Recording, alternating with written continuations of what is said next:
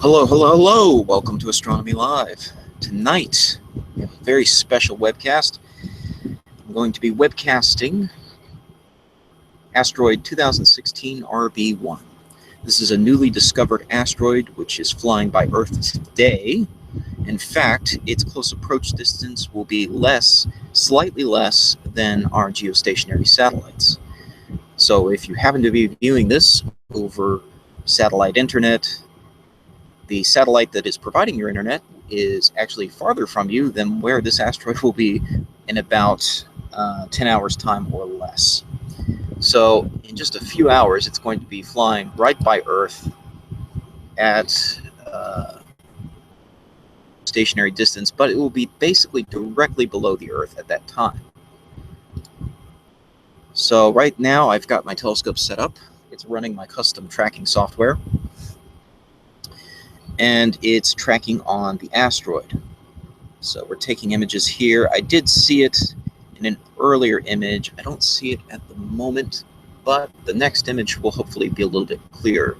So the way this works, I'm using a Meade LX200 Classic. Now, the Meade LX200 Classic did not provide the ability to command the drive rates through the command set. So you could not tell the telescope directly, I want you to move at this speed in this direction and this speed in this direction at a precise value. And that makes minor planet tracking quite difficult, which is why, as far as I'm aware, there is no software currently out there for active, continuous minor planet tracking with the LX200. So here's our first image of the night. This is a 2-minute image, and it is right here. Draw a little box around it. You can't really see it, but you can't really see the box. But the asteroid is right here. It's a little bit elongated left to right because of the limitations of the technique I have to use to be able to directly track the asteroid.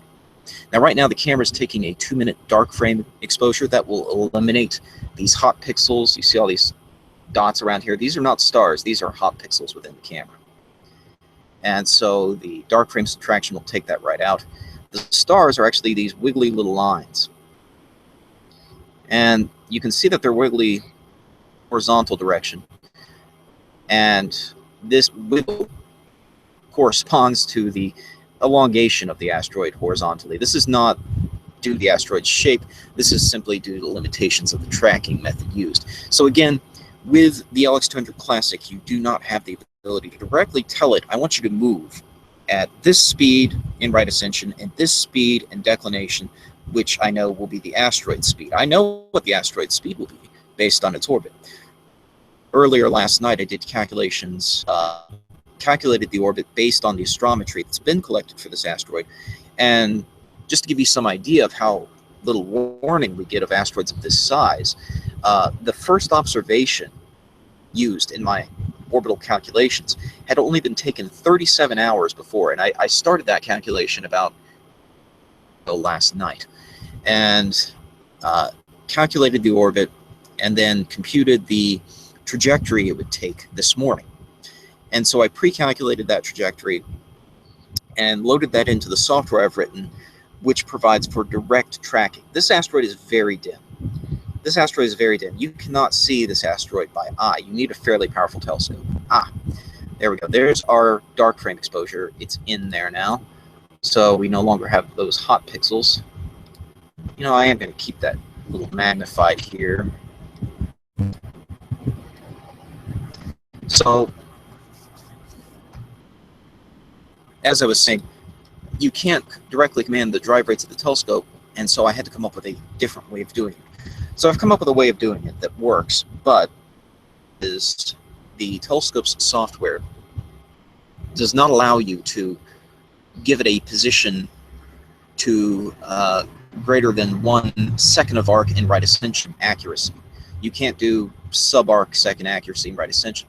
Now, because right ascension is normally expressed in hours, minutes, seconds, and because that's the only format the telescope will accept, that means that it's basically 4 times coarser. I'm sorry, 15 times? Yes, 15 times coarser declination resolution. And so even though it's receiving continuous guiding commands of where the asteroid is, it's jerky in this horizontal direction. It's basically jerking to keep up. It's making this stepwise motion instead of a smooth motion. And unfortunately, that's just a limitation of the classic LX200. This telescope is quite old. This is a pre-GPS LX200, pre-AutoStar. This is the old Magellan computer. And so the newer AutoStar LX200s will accept with direct drive rates. You can tell it, I want you to move this many degrees per second in this direction, this many degrees per second in that direction. And with that, you can attain, truly smooth tracking where you don't get these gyrations of the stars. But because of the limitations of the classic LX200, this is the way it has to be done. With this method, it is still possible to detect the asteroid. This asteroid, again, is very, very dim, around magnitude 15 currently. And to put that in some perspective, that's about the same apparent magnitude as the central star in the Ring Nebula. So unless you can see the central star in the Ring Nebula with your telescope, you can't see this asteroid. It's many, many times dimmer than anything that can be seen by eye. And if the telescope are not actively guiding on its position, this telescope, an 8-inch cast grain, would not have enough light gathering ability to detect it. This asteroid is only about, give or take.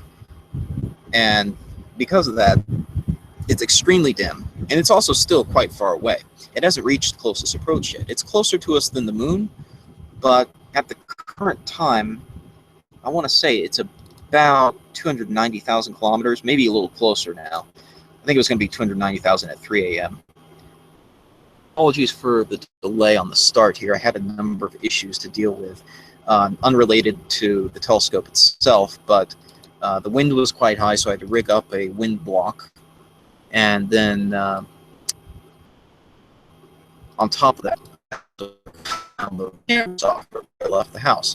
So I've got internet to broadcast, but I was able to download camera software from Software Disk. They do a good job. If you're a customer, you can download the software at any time.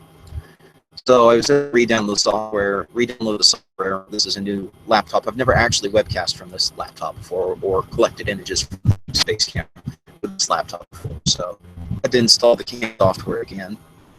Not a problem. And then get going here. So let's see, what time is it right now? It is 4:49. The telescope's pointed there. Really? Okay. Well, yeah, that makes sense, I suppose.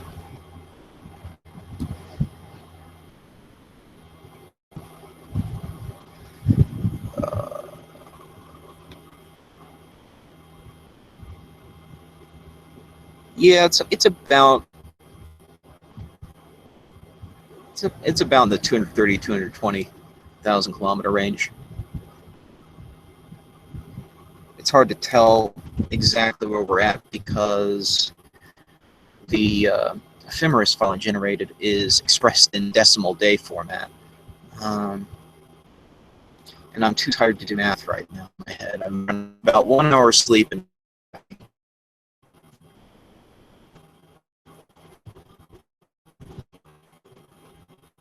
okay.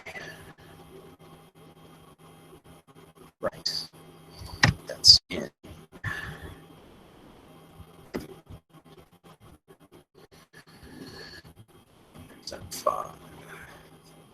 Way down. So yeah, I'm down to about 213,000 kilometers from the Earth, and that's from the center of the Earth, keep in mind.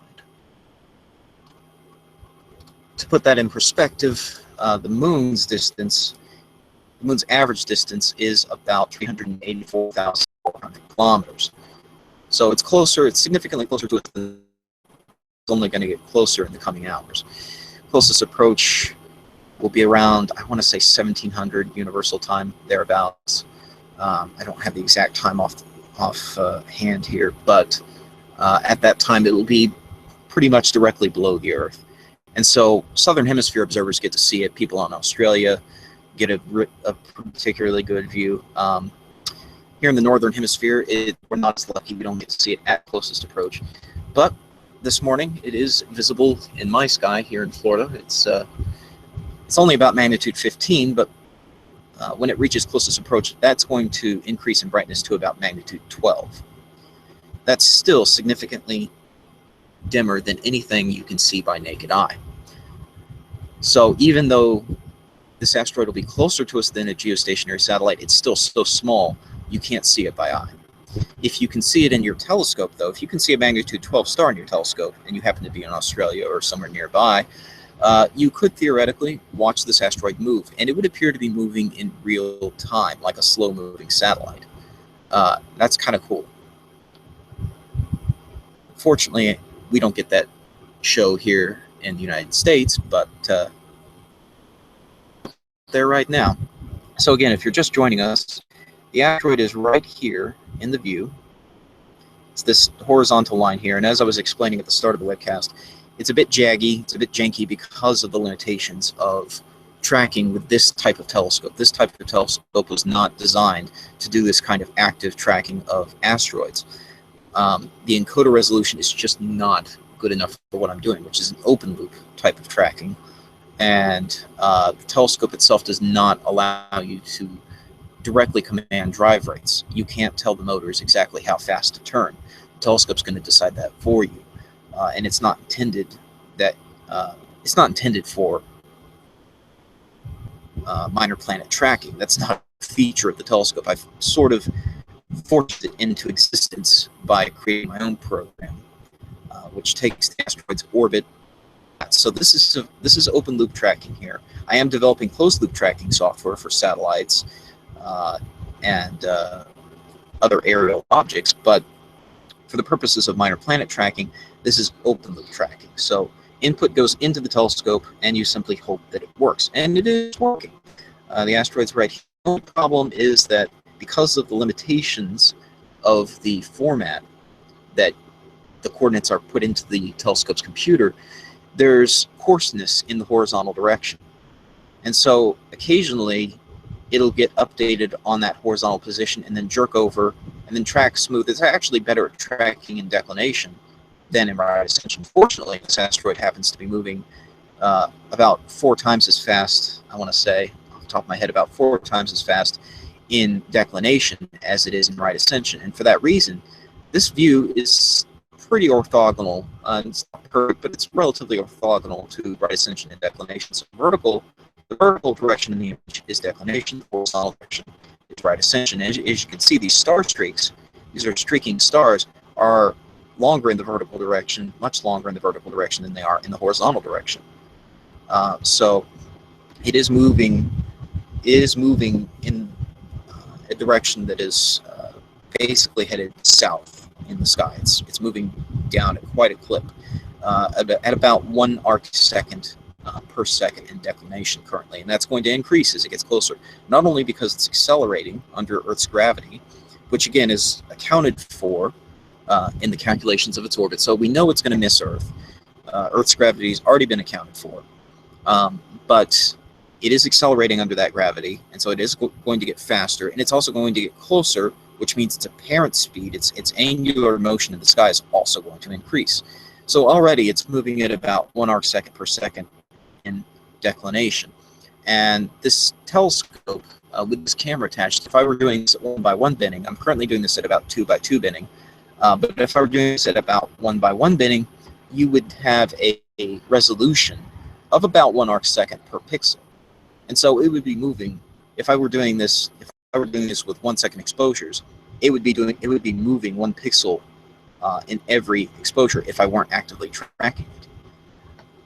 But I am actively tracking it, so it is maintaining its position in the image from image to image. The stars are the streaks, these little wiggly lines, and the asteroid is a little bit elongated in the horizontal direction due to that coarseness in the tracking, but it is there. So that shape you're seeing, that is not reflective of the asteroid's shape. That is simply an artifact from the tracking. And I actually am zoomed in here a bit on the image, but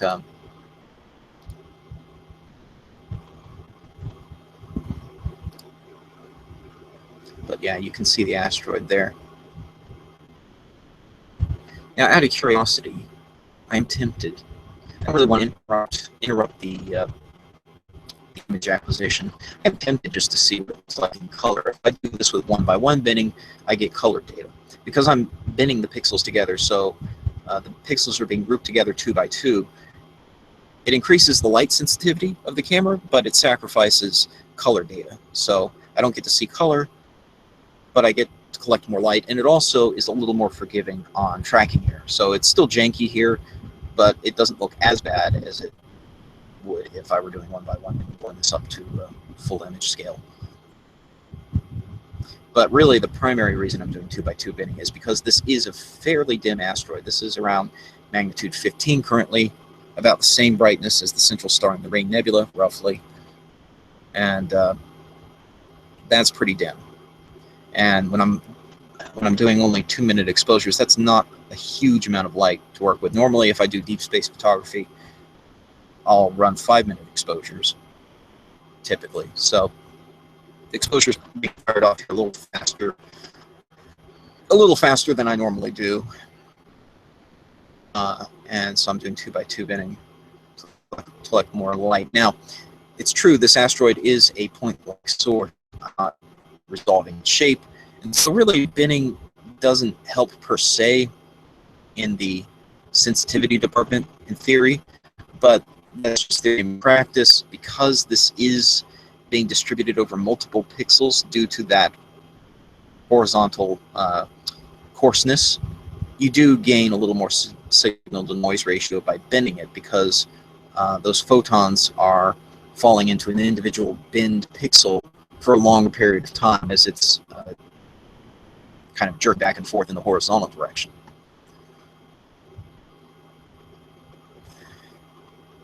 So I don't know how much sense that makes to anyone who's not intimately familiar with astrophotography, but let's just say I have my reasons for binning it and sacrificing the color data. There are practical reasons to do that. So yeah, this asteroid was not discovered too long ago, and here it is already passing very, very close to Earth, a very near miss in astronomical terms, swooping down just below the distance to our geostationary satellites. Now, it doesn't really pose a threat to the geostationary satellites because it will be below the Earth. And geostationary satellites, by definition, have to sit on the celestial equator, because, well, if you're on the equator, if you're on Earth's equator looking up, the geostationary satellites will be on the celestial equator. Due to topocentric parallax, they can appear above or below the celestial equator, depending on where you are on Earth. But the point is, they have to orbit directly over Earth's equator. Otherwise, they wouldn't be geostationary.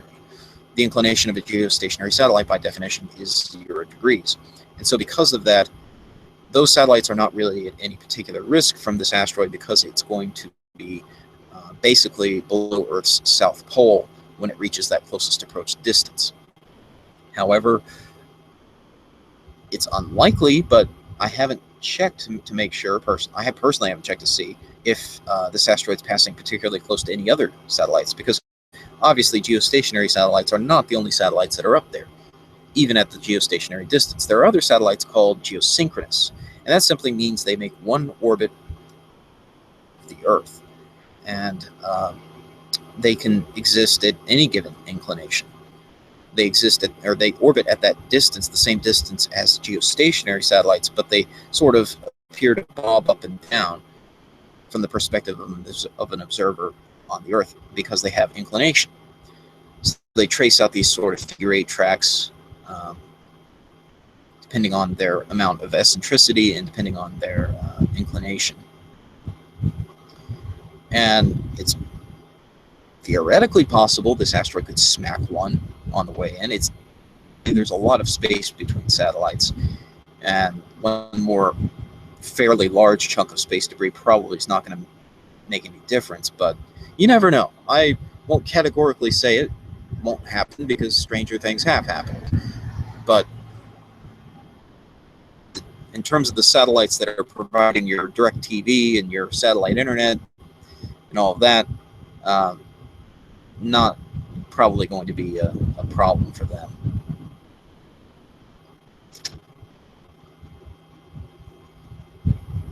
So let me see here if I can. You know, I still haven't figured out, and I feel bad because I should know, how to activate the group chat within the webcast. I don't know how to do that. If anyone wants to leave me a comment, give me some pointers on how to do that. I should probably just read the manual like a smart person and figure it out. But I'll just take a look here and see if we have any comments, any questions. If you have any questions, comment.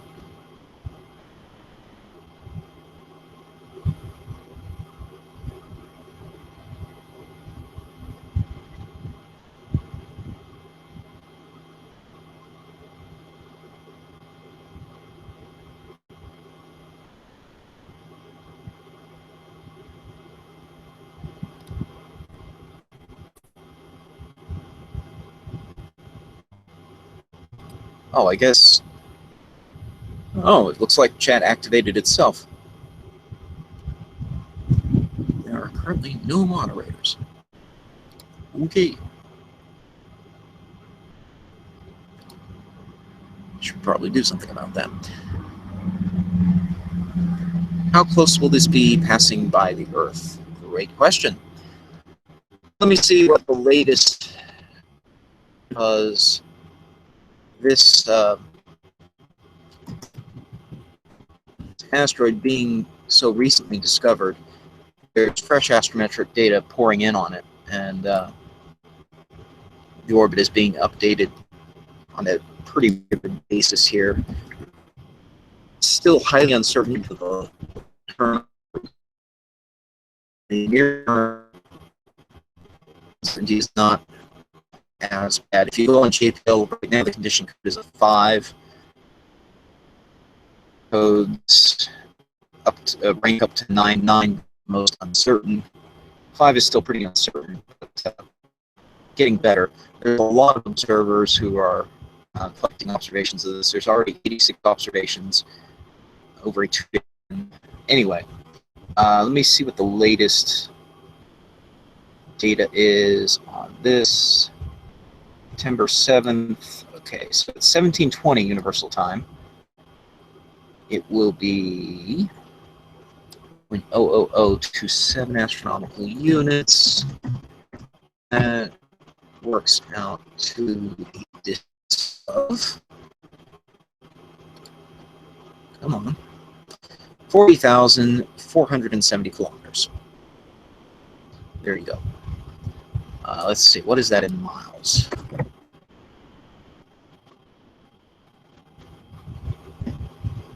$25,147 miles, roughly.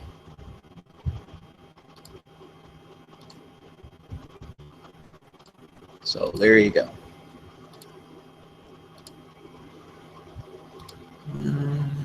Okay.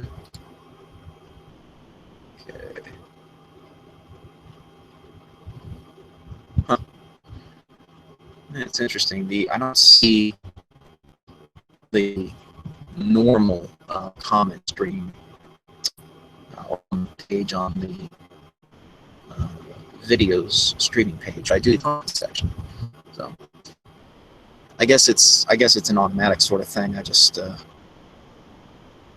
I know in previous weeks there have been some issues where the chat page, the chat pane does not appear, and people have asked me to turn it on.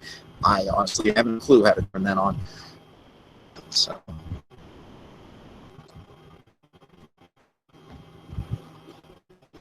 Let's see, for those of you just joining us, Asteroid's right here in the image. I would like to highlight it with this box, but the box itself is sort of gray against a gray background, so you can't really see it. There's probably some way to change the color settings in CCD soft, but I'm not sure. It's not really intended for that. The box, setting a box like this is intended to tell the software to do a subframe. Basically, take just a piece of the image instead of taking the whole image with each picture. It doesn't actually limit that. It doesn't actually turn on subframe until you stop an imaging run and start it over. But in the meantime, I like to use that in my webcast normally to highlight objects. It works better when I'm taking color pictures, though. It doesn't work so well when taking grayscale pictures like this, as you can see, because you can't really see the box. So I can just leave the mouse cursor there, I guess.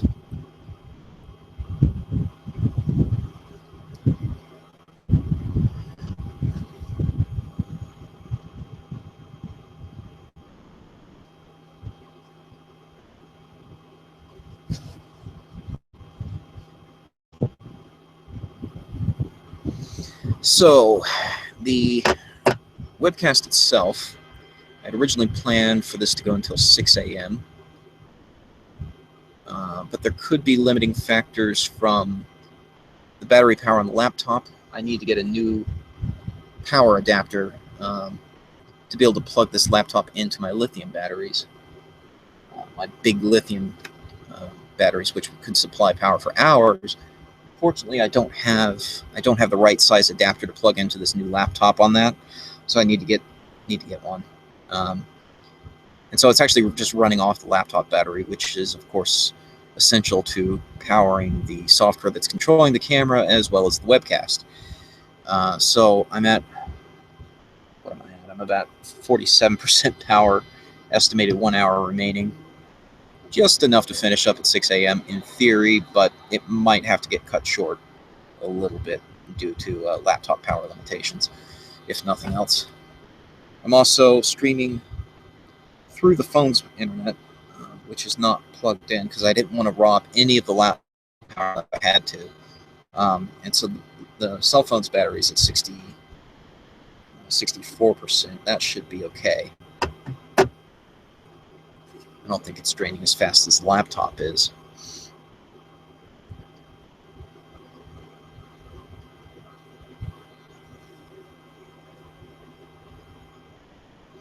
But I am saving these images offline. So at the conclusion of this morning's webcast, I'll have those saved, and sometime later I can process them and upload them at any time lapse. It won't be the prettiest thing you ever saw because obviously the stars here are awfully squirrely,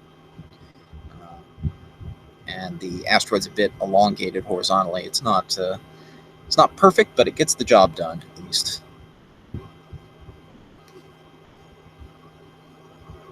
This would work. This actually works a lot better when the asteroid's bright enough to be viewed with the wide field refractor, which is much more forgiving of this coarseness in the horizontal direction, the right ascension direction, because you're imaging at a lower image scale.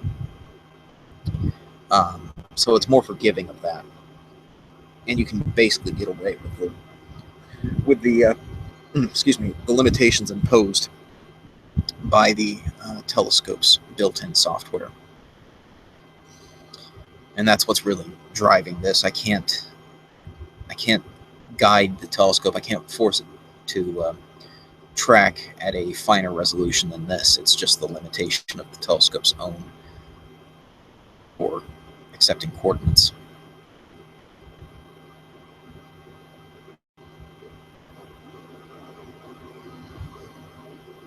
Good enough for a wide field refractor, but a bit janky when looking through the main telescope, which is what we're doing right now. It's a magnitude 15 asteroid at the moment. I really need all the light collecting power of the main telescope to be able to be sure to get it. Last year, with the Halloween asteroid and the Halloween asteroid webcast I did, I think that was what was the designation on that one? TB145, I want to say, something like that. It was bright enough that I was able to track it with the wide field refractor.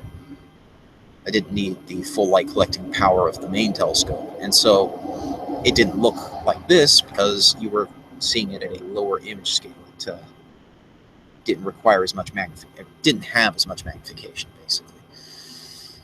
The main telescope here has 2 meters of focal length. So if you're a photographer, if you're a photographer and you're familiar with focal lengths and lenses, that's quite a lot.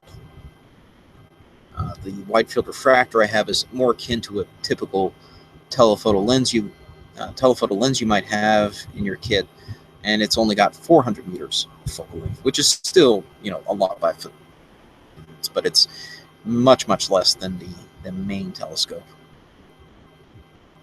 So even though I am using a focal reducer on the telescope right now, 0.63 focal reducer, that's still considerably more focal length than a wide field refractor would give me.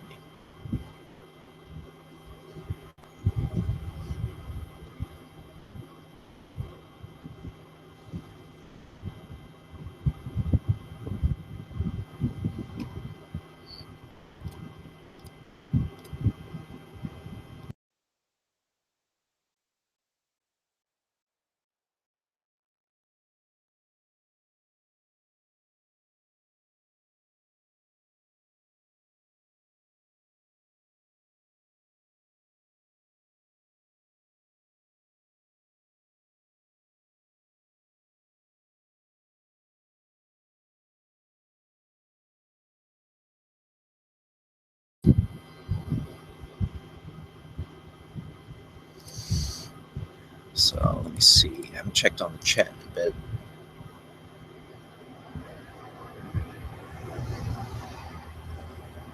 What's the field of view on that view? So the field of view here, gosh, I should look up some precise astronomy. I could give you pretty exact figures, but roughly what you're seeing left to right is about the same width as the moon.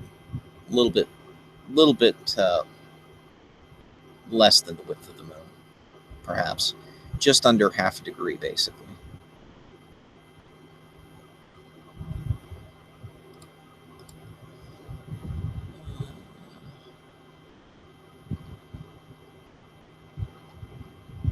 Somebody else asked, what drove my love of astronomy? So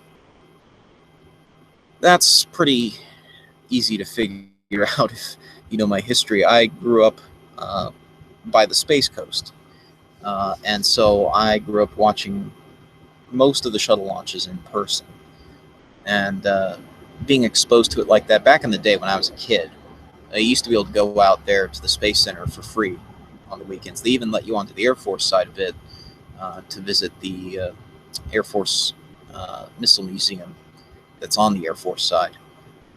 After 9/11, they kind of closed that off. You have to take a paid tour to go out there now. But back in the day, you could spend your Saturdays out there for free and see the blockhouse where the very first American satellite was launched, Explorer 1. They even let you play with the switches. I mean, it was crazy. Very few people even knew about it, so that you were usually the only person out there beside the volunteers who were manning the place. And my parents took me out there quite a lot and instilled in me a love of space and space flight. Always wanted a telescope like this. When I was a kid, I'd been dreaming of having a Schmidt-Cassegrain like this. I used to see these advertised in the magazines, pretty much this model, and as a kid, that seemed unattainable. But then, by the time I got into college, I was still interested in it, doing some astrophotography with a pretty simplistic rig, a Newtonian on an equatorial mount, and saved up and got this LX200, and really just went crazy with the astrophotography. So been doing this now, doing astrophotography for 16 years, doing amateur astronomy for about 20 years, and I love it.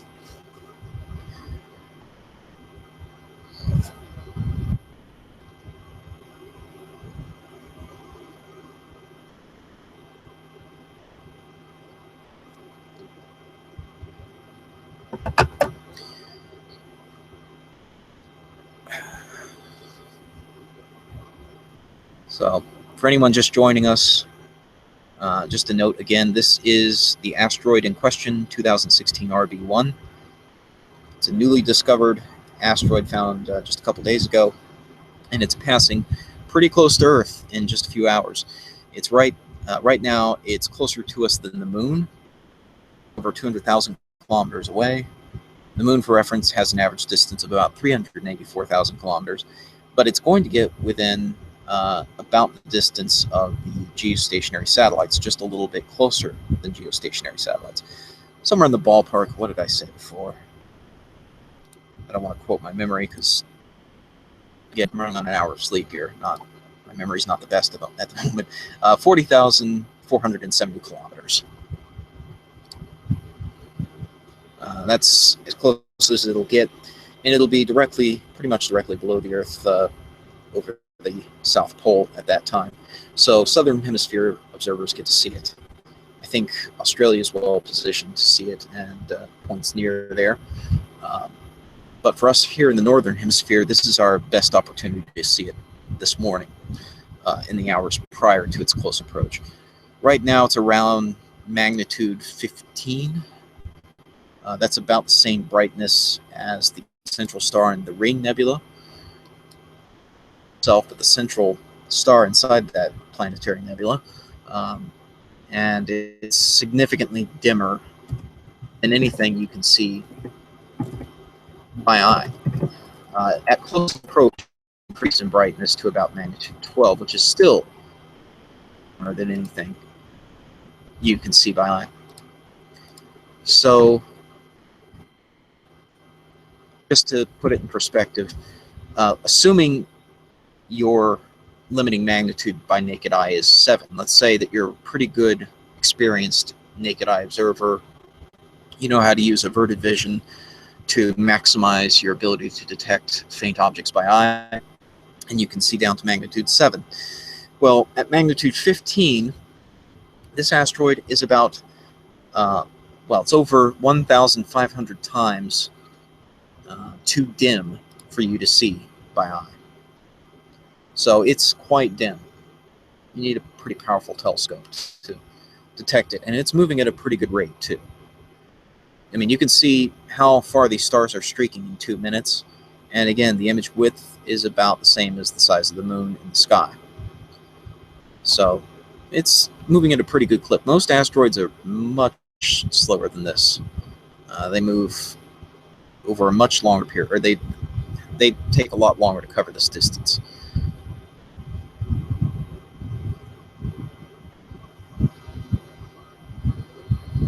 It's still significantly slower than most satellites, of course, but once it reaches closest approach, its apparent velocity is going to increase even more. And it'll be covering, I think I read in an article, it'll be covering the diameter of the moon every minute or two. I mean, just be booking it. So, to find it, assuming you are in a place that you could see it in the Southern Hemisphere, and assuming you have a telescope that'll let you see a magnitude 12 star, you're really going to have to keep a close watch on the time to know where it is, and have a pretty good finder chart. I mean, ideally, you would just load its orbital elements into planetarium software and print out your own finder charts, but in any case, you really have to keep a close eye on the time to know where this thing is. Fortunately, here, with this software, it's all automatic. It's just reading off the computer clock and using that to determine where in its pass it is. It's got a pre-computed trajectory, which it's using for reference, and so it's currently guiding on the asteroid in an open-loop fashion based solely on the orbital information, and it's doing a pretty darn good job.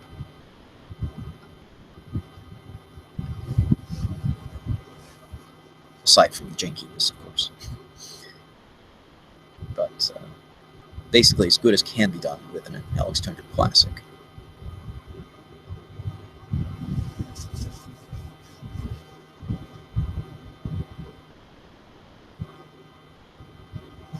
And hey, let's be honest here. How many other YouTube channels do you know where not only do they track asteroids, but they write the software to track the asteroids in? pretty soon I'll be making that available to other people too. So if you're like me and you have a go-to telescope, but it's not new enough or it's not advanced enough to have built-in minor planet tracking, hopefully this program can solve that problem for you, at least well enough for you to be able to track asteroids like this and see them. And normally they might be too dim to see. I mean, at magnitude 15, if I plopped in an eyepiece in my telescope right now, I couldn't see this. The camera's much more sensitive than my eyes are. And so to detect it at all, I need both that deep space CCD camera, and I also need the ability to directly track on it to keep its light centered on the same few pixels over a couple minutes of time. Because this thing is moving so fast, if I were just letting it streak through the view at its own rate, it would cover this distance in 2 minutes, and so it would distribute all this light over that many pixels, and it would dilute the signal to the point I wouldn't be able to detect it properly.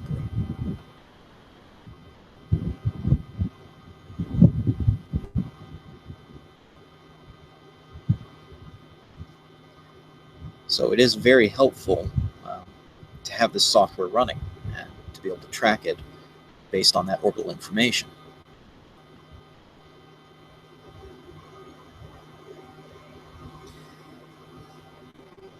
So yeah, this is one of the 3 main features I'm going for with that program. Really, I guess you could say 4 features. One is minor planet tracking, asteroids and comets like this.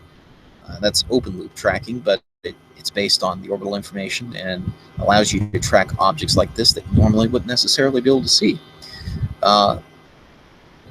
It would be satellite tracking, closed loop satellite tracking, so using a video signal mounted on the telescope, a video viewfinder of some sort, to guide on fast-moving satellites. So it starts off with open loop tracking based on the satellite's orbital information, but then by using video guiding, it will center it up for you and keep it locked on, so you don't have to make manual corrections as you would in other software that's already out there for satellite tracking with the classic LX200. And then thirdly, there's the feature for tracking aerial objects that are rapidly moving, things like rockets.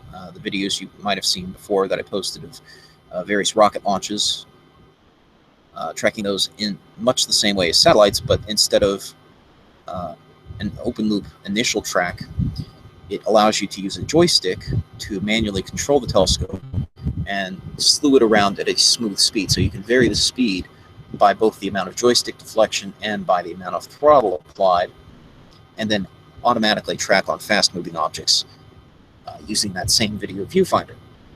So for a video viewfinder, I simply use a Samsung SDC 435. It's a security camera, but I've modified it for use with astronomy. A lot of amateurs are actually using cameras like these for planetary imaging, for just live viewing. And so they're quite popular. They're pretty cheap. Pick one up for about $100 or so.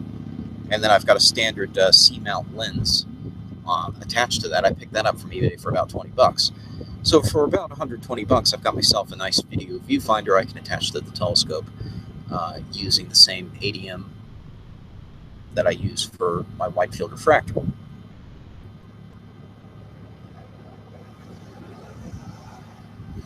Let's see. Got any other questions in the chat?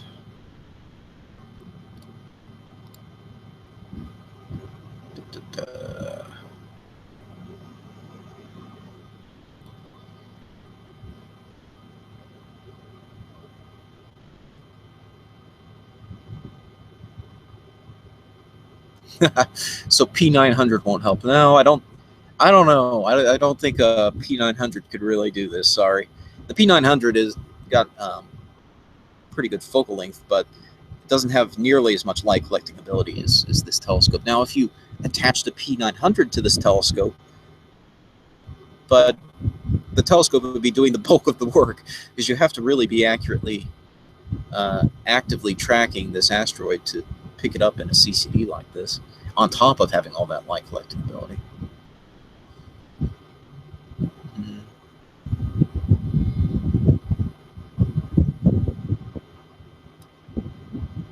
No, it won't be visible by naked eye, Ryan asks. We'll assume it won't be visible by naked eye, unless it takes a last moment trip into our atmosphere. No, I wouldn't hold your breath on it taking any last minute trips into the atmosphere, but no, unfortunately, it will not be visible by naked eye. Even at the closest approach, it'll still be about magnitude 12 or so, which does still require a telescope to see it. Let's see, magnitude 12, that would be about 100 times dimmer to see by eye. That's still a lot better than over 1,500 times dimmer. So it is going to increase in brightness quite a bit as it approaches, but that's still too dim to see by eye. Personally, I'm quite pleased with how bright it is in my telescope at magnitude 15, considering these are only 2-minute exposures.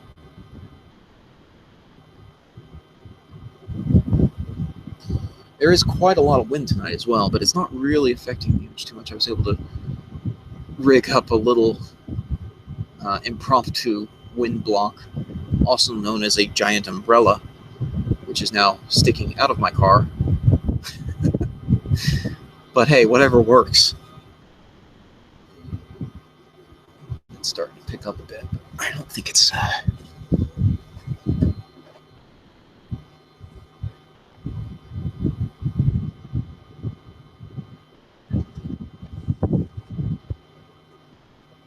That's not really impacting the telescope. The only thing it might impact is a little bit of haze, but where the telescope's pointed, it's pretty clear at the moment. But I'm just thinking as we get closer to 6 a.m., we might get some haze moving in. It may not matter anyway. The laptop battery's down to 31%, 42 minutes remaining on that. And we're at about 5:30. So I think we can make it to 6 o'clock before the laptop battery dies. That's when I calculated the trajectory too. I stopped the calculation actually for 6 a.m. Around that time is when astronomical twilight will start setting in anyway. So that was the planned cutoff for the webcast. It was going to be 6 a.m. Eastern time, about 30 minutes from now. Past that point, the tracking just won't work because it won't have any more computed. This is running off a pre-calculated ephemeris of the asteroid's trajectory.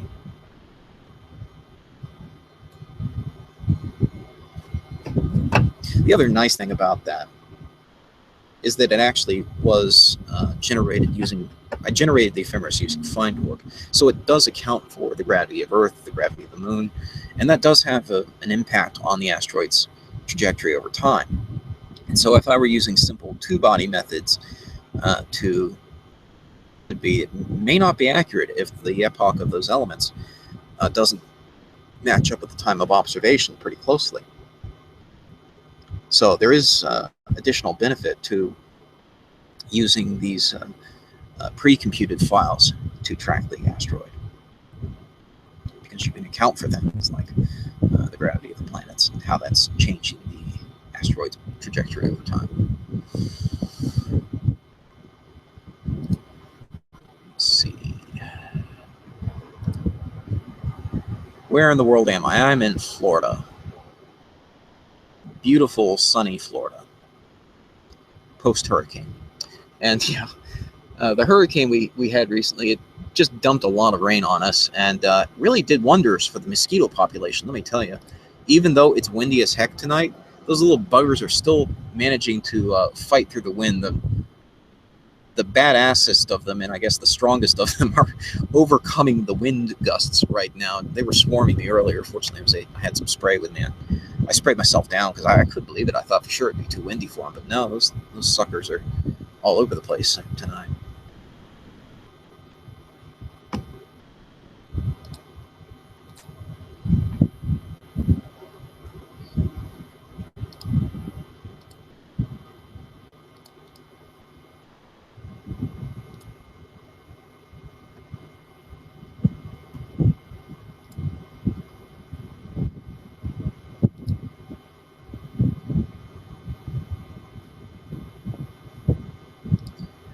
Okay, I got a private message saying that they can't always see my screen. Some Saturn screensavers there.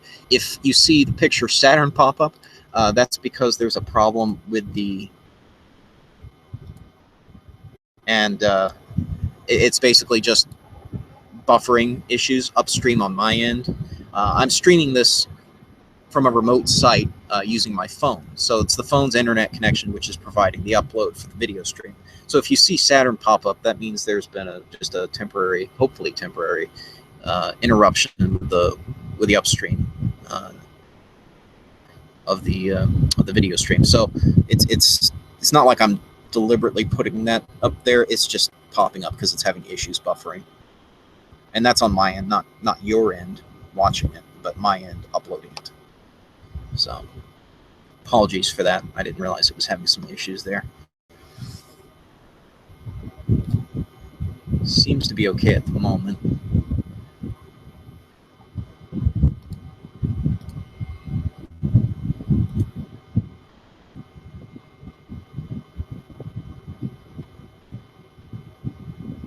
Oh, somebody else said they saw two objects. They saw something directly below the asteroid. Yeah, that is my mouse cursor. They said, oh, it's your mouse cursor. Yeah, it's my mouse cursor. There's also two other features I should point out. There's a slightly dark spot here. It's kind of hard to see. There's just a faintly dark spot right here, and there's another kind of donut-shaped dark spot up here. These are dust motes on the CCD. They've been there since day one, since I've had the CCD, and there's not much point in risking damaging the internal electronics just to open it up and try to blow those off, only to find out that there's new dust spots somewhere else. It's kind of like the enemy you know is better than the enemy you don't. So I just leave these dust spots there. I'm not going to try to remove them. Normally these are removed through flat field subtraction. So when I take really nice high quality deep space photography, I'll do a flat field subtraction where I'll collect calibration images where there's just flat light coming into the telescope, no stars, no objects, and you will see dust motes like these two. There's others elsewhere on the CCD, but they're not as easy to see in this image.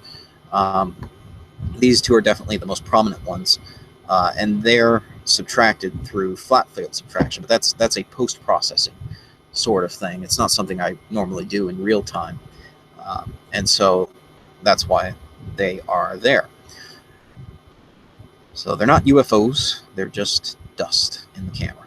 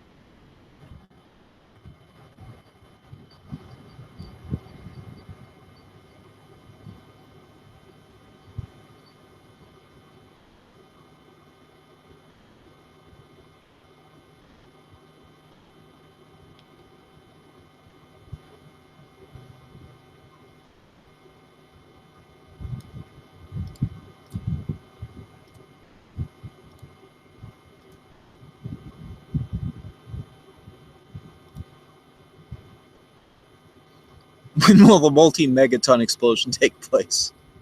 Well, hopefully not today. No, it'll be fine. This asteroid was actually recently removed from the NEO threat list, the Near Earth Object threat list on NASA's site. They remove objects once they've collected enough observations to rule out future impacts in the foreseeable future. And apparently they were able to do so with this object recently, just a few hours ago.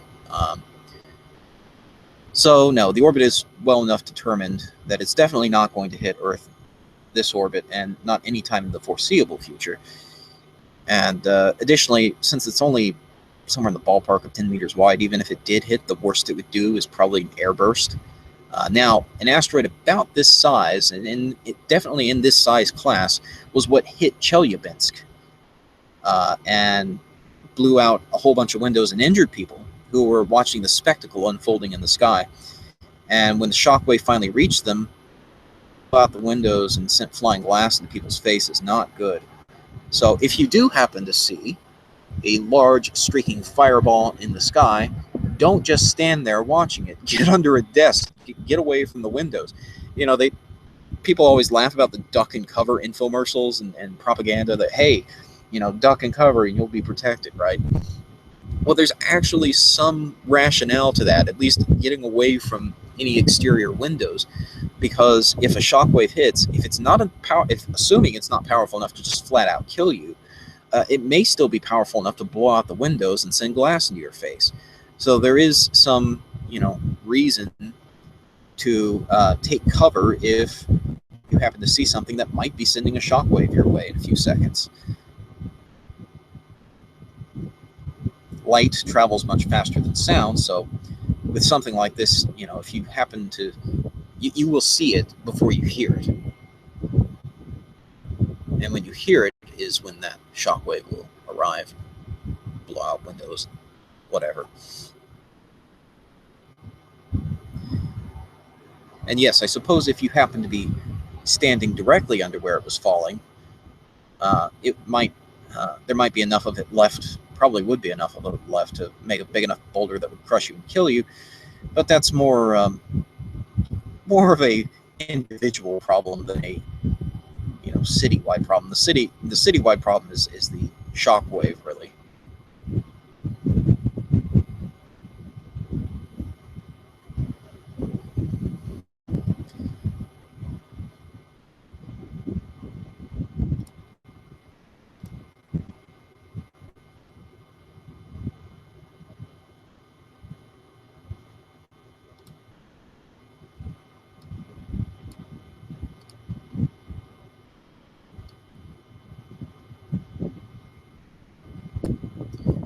Now, as a programming side note,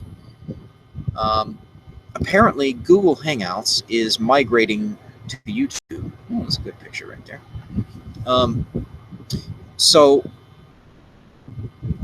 currently, the way it's set up, Google Hangouts is technically part of Google Plus, and that's how I'm actually doing this webcast, is through the Google Hangout system, which is nice because they give you their own built-in encoder for the webcast. You don't really have to fiddle with much. It's pretty much all taken care of for you. YouTube also offers live streaming where you provide your own encoder and stream directly to their site. You know, I'm not an expert in video streaming by any stretch of the imagination, so I don't like to fiddle with all that stuff. Like, you can use open source broadcasting software. I think it's called like OBS or OBSS or something. I tried fiddling with that a little bit, and I could make that work, I suppose, if I had to, but it's a pain, and it takes a lot more processing overhead, it seems, than just using the Google Hangout system. So the Google Hangout system is now migrating to YouTube, and hopefully it won't have any negative impacts on my webcasts or my ability to do webcasts. But I think that migration is set to happen in a few days, sometime in the middle of this month. So I don't know what that might mean for my ability to do webcasts like this. Hopefully it won't really have any significant impacts, but we'll just have to play by ear and see. I don't think they'll break the functionality too much, but you never know. There might be some features missing when they migrate it. I don't know.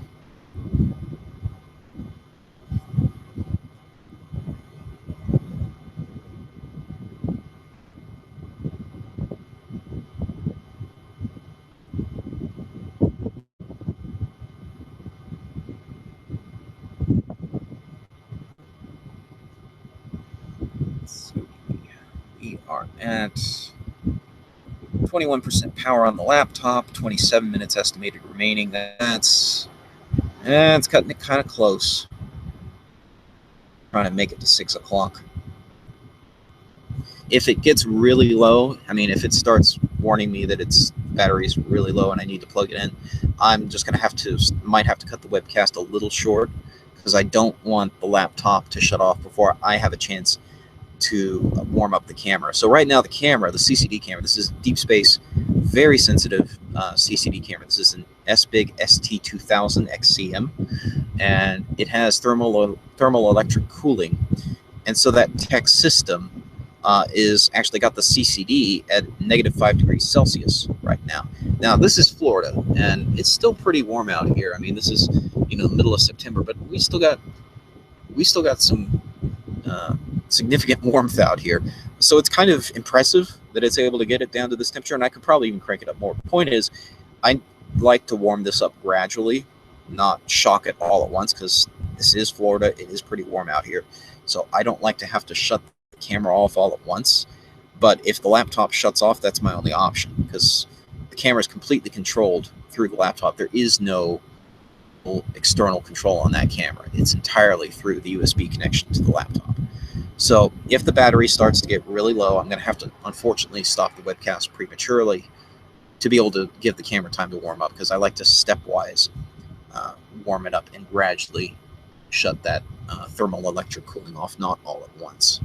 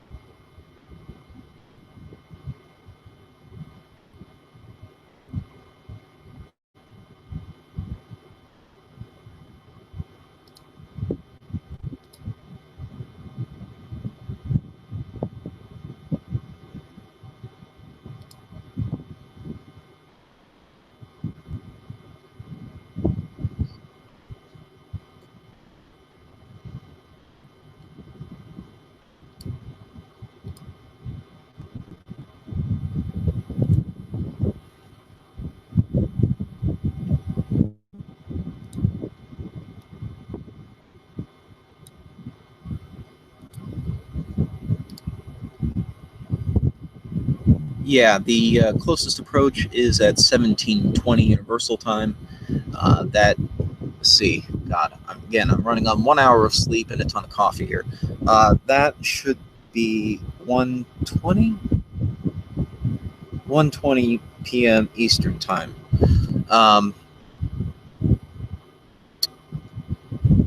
And no, it's gonna miss us. The orbit's pretty well determined, and the tracking here, for example, is running completely off that orbit determination.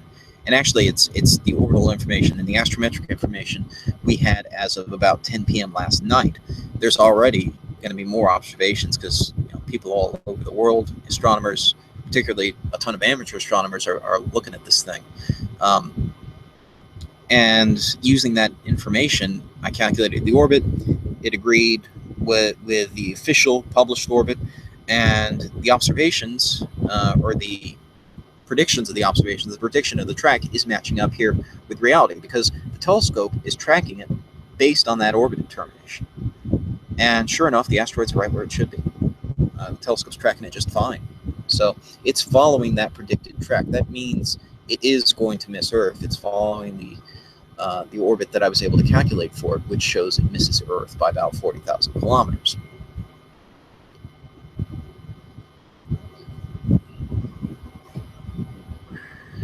That's not to say something else couldn't hit us, but if something does hit us today, it won't be this rock. But it does show you how difficult it is, really, to get a warning about this, because this object was detected just a couple days ago at this point. That's not much time, and that's about what you would expect for an asteroid of this size. It's only about 10 meters wide. And that means there's not much surface area there to reflect light. So they are quite dim and hard to detect. You can only detect them once they get close to Earth. And of course, that means if it happens to be coming towards impact, you're only going to get warning a couple days out, even when using the biggest, most powerful telescopes on Earth to search for asteroids. And a little scope like mine could not de novo discover this thing, even when it's about as far from the moon, as far as the moon. If I were just pointing at some random location in the sky, and this asteroid happened to streak through, in 2 minutes it would cover the distance you see the stars covering right now. And that means all this light would be distributed over a much larger portion of the CCD, which means it would be basically invisible. It would be at the noise level of the CCD instead of being a bright object. At best, once it gets closer and a little bit brighter, it might start to look like maybe this, really, really hard to detect, something like that. You can see these streaks in the image. These are all stars, background stars at various apparent magnitudes. And most of these are, significantly brighter than this asteroid. So if I were just observing some location in the sky, hunting for asteroids, and I didn't know where it was ahead of time, it would be very, very difficult for my telescope, which is an 8-instrument Cassegrain, to detect this thing. The reason I'm able to detect it and see it so brightly here is because I already know where it's supposed to be. I know the orbit, and I'm able to tell my telescope to track based on that orbital information. And so the photons from that arriving from this asteroid into the telescope continue to hit the same few pixels on the CCD for those 2 minutes and build up the signal. This asteroid's currently moving at about 1 arc second per second in declination, and about a quarter of that rate in right ascension. And that's fast enough that it's moving from pixel to pixel very, very quickly. And so especially if I were doing like 1-by-1 binning, there's not a prayer. You wouldn't detect it. If I just let it, if I just let the telescope track at the same rate the stars are moving, this asteroid would streak out too much, and that signal would be diluted too much, and you just wouldn't detect it. So, it takes a very large, powerful telescope to detect an asteroid this size, even when it's relatively close to Earth. But with those powerful telescopes, you still only get, a couple days warning. So you just have to discover them before they hit Earth on orbits like this, like we were doing today, where we're observing it, and we know it's not going to hit Earth. Initially, it looked like maybe it was potentially a threatening asteroid in the future because the orbit was highly uncertain, and the uncertainty is still pretty high, but it's at least ruled out any immediate future impacts. So that's what it's all about. It's about trying to find these asteroids, not on the orbit where they hit you, but at least an orbit or two before, which gives you, instead of a couple days of warning, at least a couple years of warning.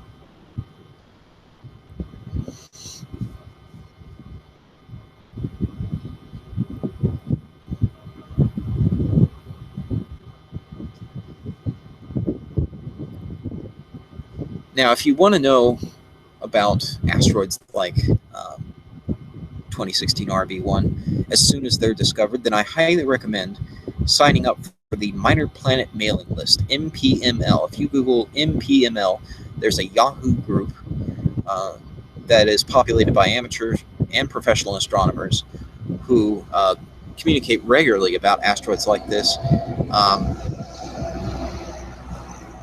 Pardon the truck in the distance. I received an email in my inbox a couple days ago when this asteroid was discovered. I guess it was, I saw the discussion going on this morning, but I think there was even discussion, I want to say, the morning before that, where this asteroid hadn't even been confirmed yet. It was still a candidate object.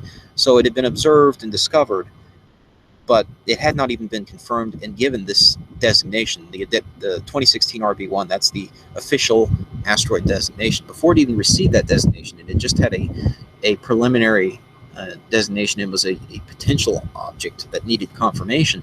I was already getting emails about it because immediately it was recognized as potentially approaching Earth very closely. And indeed, it was confirmed. And here we are this morning observing it. So if you want to get the heads up as quickly as can be had, then I highly recommend signing up for MPML, because you'll hear about these things even before they're confirmed objects and long before you hear about them in the mainstream media. I just got the warning from the computer. My battery's at 12% and dropping. Got 14 minutes estimated battery life. That should carry us through to 6 o'clock. That only leaves me with a couple minutes to shut her down. So we are going to have to wrap up here in a couple minutes, unfortunately, so that I can give the camera time to gradually warm up. The CCD is currently at -5 degrees Celsius. I don't want to heat shock it by just shutting it off all at once. And because there is no way to manually control the camera without the laptop, there are no manual controls for that cooler on the camera itself. I have to use the laptop. So going to have to wrap up here in a couple minutes. We'll get maybe one more image in here after this one, and then I'll start warming up the camera in the webcast. But I hope you guys have enjoyed watching it. Asteroid 2016 RB1. Yeah, it's been a great test of the software.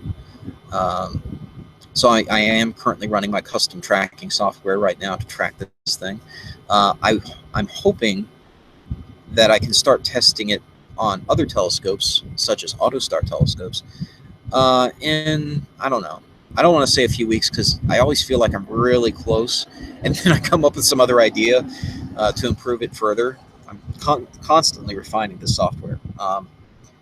But yeah, potentially in a few weeks, I'm going to reach out to my alma mater, and they've got a number of AutoStar telescopes, both LX200, an LX200, actually 2 LX200s, and some LX90s. I'm assuming they still have got them. They had them shortly after I graduated. They got them in, and they should still be there. I'm pretty sure they are. So I'm going to reach out to them and see if they'll work with me and let me test out the software on their telescopes. I'm pretty sure they'd be interested in it too. So once I do some testing on other types of telescopes like that, I'll be reaching out to you guys and see if I have any willing volunteers who are willing to work with me in testing the software, evaluating on other telescopes. So stay tuned for that. That's coming up shortly. I'm now at 10% battery power. Oh my goodness, it's dropping very quickly. So this will be the last image for the night. Again, thank you for coming out early this morning and watching this. And if you're viewing it on the replay, stay tuned, because hopefully I'll be uploading a time-lapse video. And if you're still watching this, why are you still watching this? I'm just kidding. Thanks for watching.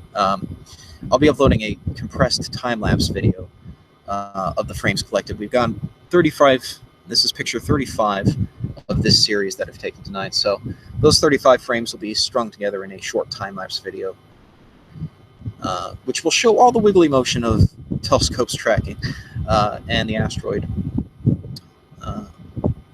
through this morning. So I'm really low on sleep.